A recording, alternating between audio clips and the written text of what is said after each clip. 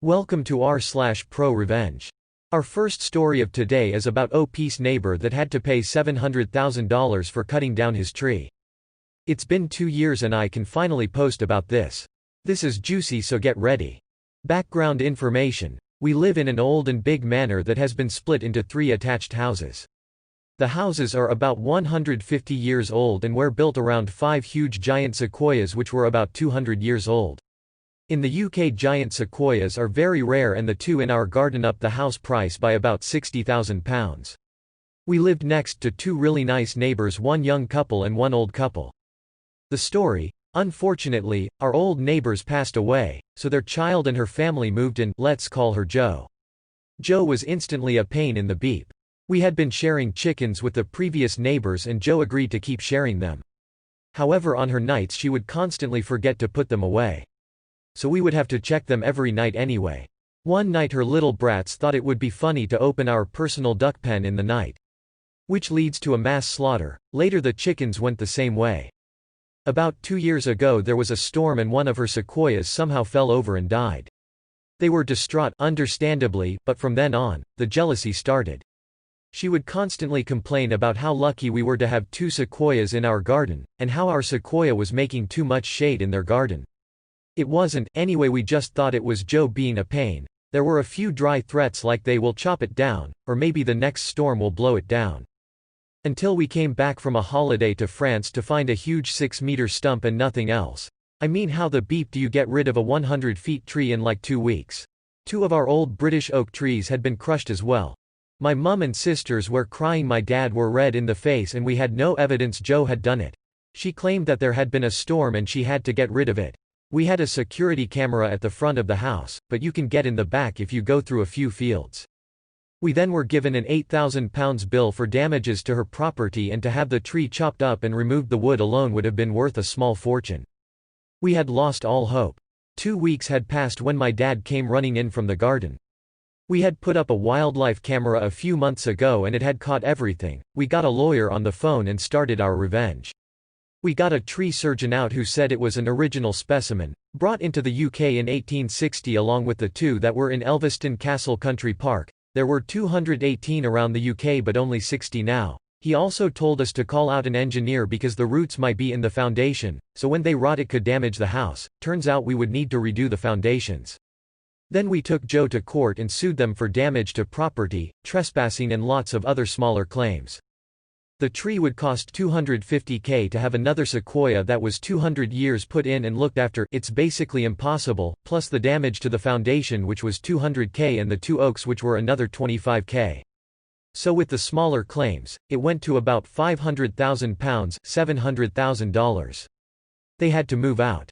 And we have now paid off the mortgage, done a lovely loft and kitchen conversion, and have basically done up the house and garden as well as plant a 60-year-old sequoia tree in the back garden. We also had our kitchen counter and table made from the old sequoia. We now have a new lovely family living next to us who we share chickens, ducks and pygmy goats with. They're very nice and I make a fortune babysitting their kids. Sorry for the essay. Too long, did not read. New neighbors chopped down original sequoia specimen that 200-year-old and is of the same tree as all to ones in every signal place of note in the UK.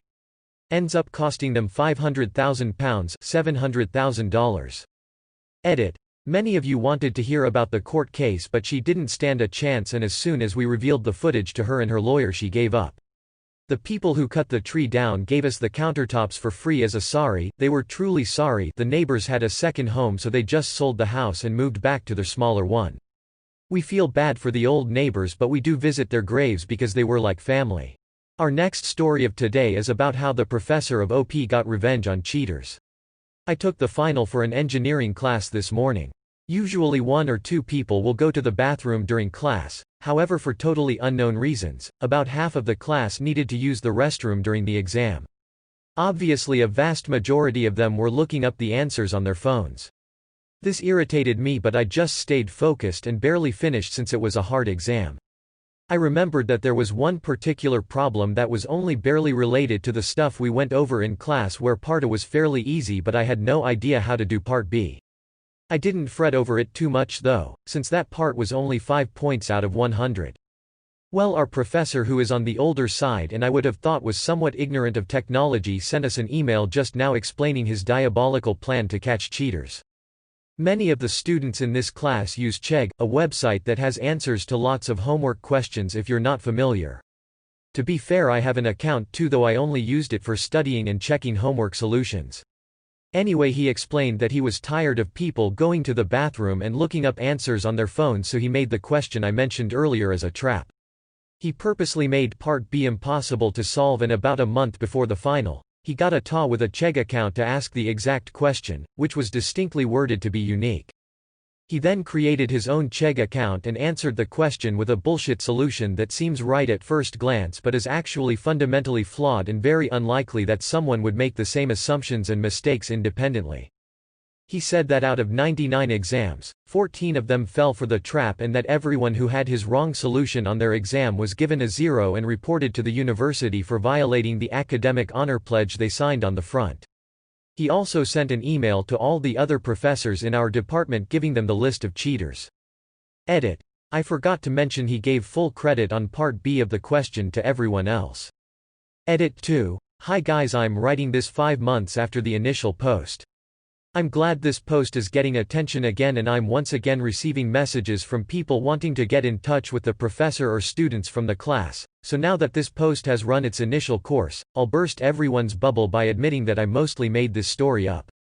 It's based on a real incident that happened in my department a couple years ago, but I wasn't in the class personally, I only heard about it third hand from someone I didn't know that well. So while the general plot and end result of the story is true, I changed some details to keep the professor and school anonymous, and took creative liberty in writing it from a first-person viewpoint.